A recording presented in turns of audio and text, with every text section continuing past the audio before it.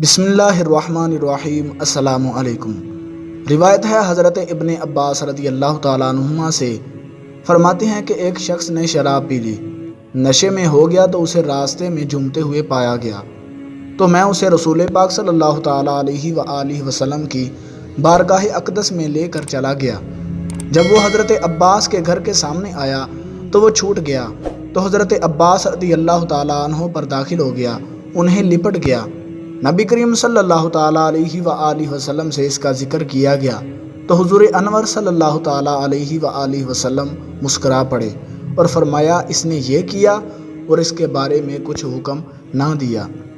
روایت ہے حضرت ثور ابن زید دہلوی رضی اللہ تعالیٰ عنہما سے، فرماتے ہیں کہ حضرت عمر نے شراب کی سزا کے متعلق مشورہ کیا تو حضرت علی رضی اللہ تعالیٰ عنہ نے فرمایا، میری رائے ہے کہ آپ اس کو 80 کوڑے لگائیں، کیونکہ جب پیے گا تو نشہ ہوگا، اور جب نشہ ہوگا تو بکواس بکے گا، اور جب بکواس بکے گا تو جھوٹ گھڑے گا۔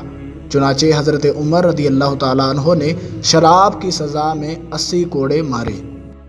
حضرت ابن عمر رضی اللہ تعالیٰ عنہما بیان کرتے ہیں، جب رسول پاک صلی اللہ تعالیٰ علیہ وآلہ وسلم حج یا عمرہ کا طواف کرتے تو آپ سب سے پہلے 3 چکر دوڑ کر لگاتے اور 4 چکر چل کر لگاتے تھے، پھر آپ 2 رکعتیں پڑھتے اور صفا اور مروہ کی سعی فرماتے تھے۔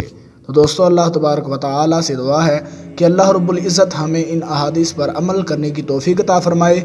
ملتے ہیں کسی اگلی ویڈیو میں، تب تک کے لیے اللہ حافظ۔